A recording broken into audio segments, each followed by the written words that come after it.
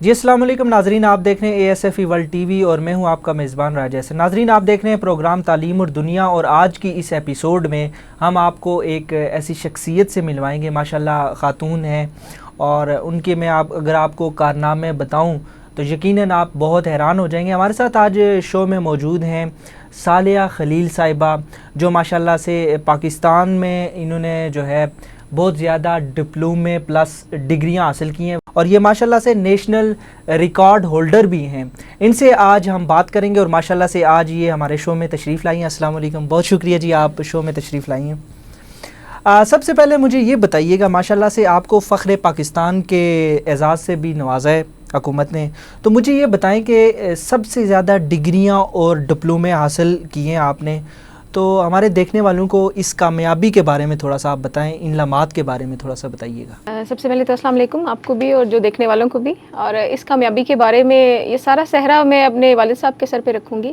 कि वही एक वाहिद शख्सियत थे जिन्होंने मुझे इतना मोटिवेट किया और मेरी इतनी स्ट्रॉन्ग ट्रेनिंग्स की कि मुझे इस काबिल बनाया, और उन्हीं का एक छोटा सा ख्वाब था, उसको पूरा करते करते पता नहीं कैसे इतना लंबा सफ़र तय हो गया मेरा। मुझे ये बताएं कि बेसिक तालीम जो है आपने स्टार्टअप कौन से स्कूल से किया, फिर आप किस तरह, मतलब थोड़ा बताएं इस हवाले से कि किस तरह आप स्टेप वाइज गई उस लेवल पे।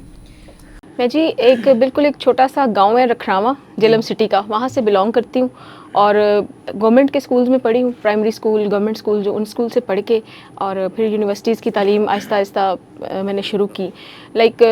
फैमिली बैकग्राउंड, फादर मेरे सारी ज़िंदगी बाहर रहे, लेकिन उनकी सोच इतनी वसी थी और इतनी पुख्ता थी कि उन्होंने कभी बेटे और बेटी में फ़र्क नहीं किया। उस दौर में जब टैबू समझा जाता था कोई लड़की ड्राइव करे, बाइक चलाए, तो उस दौर में वो मेरी वो ट्रेनिंग्स कर रहे थे और कभी भी मुझे उन्होंने फ़ील नहीं करवाया कि मेरे बेटे और बेटी में फ़र्क है।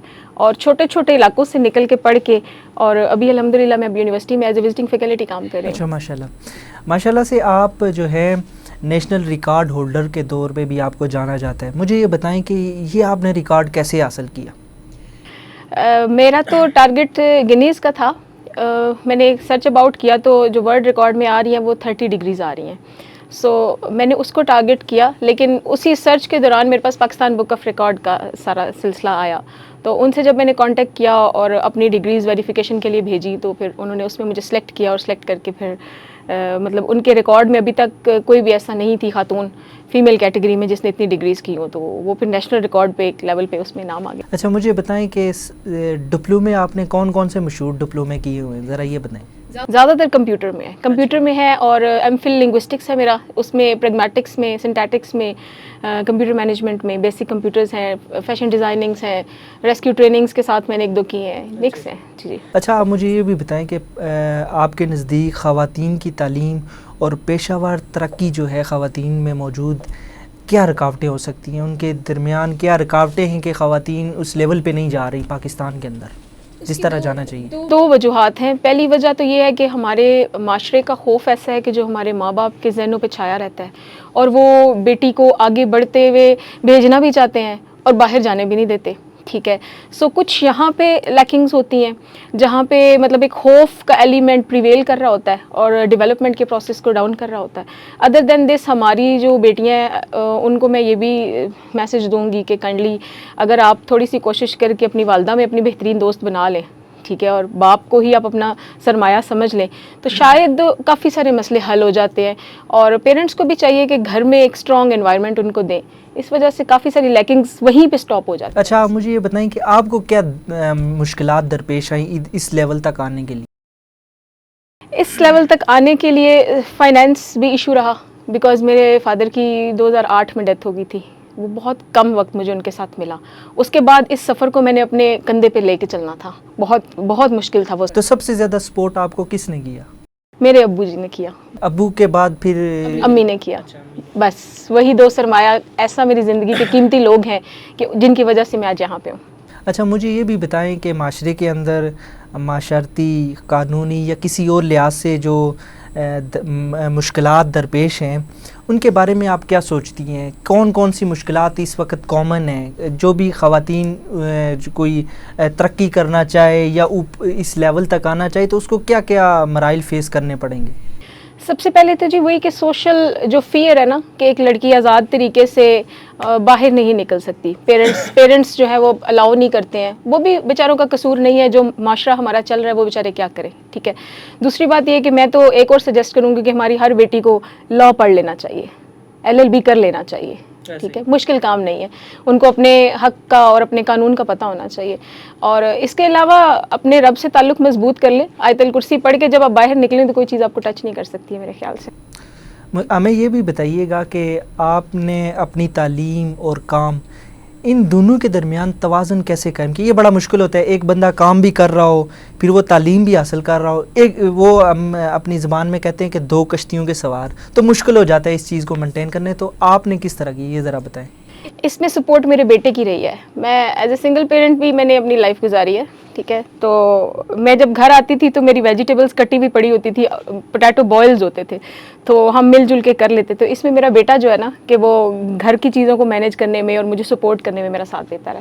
ماشاء اللہ. مجھے یہ بھی بتائیے گا کہ ابھی تک آپ نے اپنی زندگی سے کون کون سے سبق سیکھے، کوئی ایسے واقعات پیش ہوئے ہوں جن سے آپ نے کچھ سیکھا ہو کہ واقعی یار یہ اچانک سے ہو گیا ہے میری لائف میں؟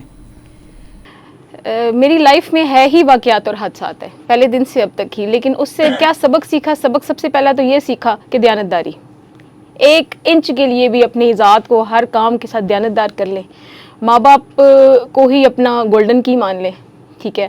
اللہ تعالیٰ سے تعلق مضبوط کر لیں. یہ نہیں کہ آپ ہر وقت سجدے میں پڑے رہو، لیکن جو کرو وہ ستھرا اور صاف ستھرا اور نیک نیتی سے کر لو. اور بس اپنی ڈیڈیکیشن اور موٹیویشن، ہاں منزل ضرور سامنے رکھیں، بغیر منزل کے آپ جب سفر کرو گے تو وہ سفر نہیں پورے ہوتے. اچھا، آج کل سوشل میڈیا کا بھی دور ہے، آج کل بچے والدین کو کم ہی ٹائم دیتے ہیں، زیادہ سوشل میڈیا پہ ہوتے ہیں، تو اس حوالے سے آپ کیا کہتی ہیں کہ بچوں کا قصور ہے، والدین کا قصور ہے، یا سوشل میڈیا کا قصور ہے؟ کسی کا قصور نہیں ہے، بس ہمیں وقت کے ساتھ بچوں کی ٹریننگ تھوڑی سی اسٹرانگ کرنی پڑے گی، کیونکہ آج کل کا بچہ ٹیکنیکل ہے، ہر سوال کے 2-3 قسم کے جواب اس نے ہمارے لیے پہلے ہی رکھے ہوتے ہیں. سو آپ کو بھی تھوڑا سا ٹیکنیکل وے سے بچے کو ٹرین کرنا پڑے گا، ٹریننگ ذرا مضبوط کرنے کی ضرورت ہے. اچھا، مجھے یہ بھی بتائیے گا کہ آپ نے نا اپنی زندگی سے کون سے اہم سبق سیکھے، اور وہ کیا آپ سبق یا مشورہ دینا چاہیں گی لوگوں کو، یہ ذرا بتائیں تھوڑا سا. پیرنٹس کو یہ مشورہ دینا چاہوں گی کہ پلیز اپنی بیٹیوں کو اپنا دوست بنائیں، ان کی کمیوں کو فل کرنے کی کوشش کریں تاکہ وہ کمی وہ باہر پوری کرنے نہ نکلے. اور بیٹیوں کو اور بیٹوں کو یہی مشورہ دوں گی اور نصیحت کروں گی کہ ہمارے ماں باپ جو ہے نا وہ بیچارے بڑے سیدھے سادے سے لوگ ہوتے ہیں اور بڑی چالاکی سے اپنی ساری زندگی گزارتے ہیں، لیکن ہمارے سامنے بچے بن جاتے ہیں اور ہمیں ان کو بچہ بنانا چاہیے. اور جب رب راضی ماں باپ راضی تو پھر زندگی میں یہ میں کلیم کر سکتی ہوں کہ معجزے ہوتے ہیں آپ کی زندگی میں. اچھا، مجھے یہ بھی بتائیے کہ پاکستانی خواتین کے لیے آپ کیا پیغام دیں گی جو خاص طور پر تعلیم پہ بھی توجہ دے رہی ہیں اور اپنے کام پہ بھی توجہ دے رہی ہیں، ان کے لیے کیا میسج دیں گی آپ؟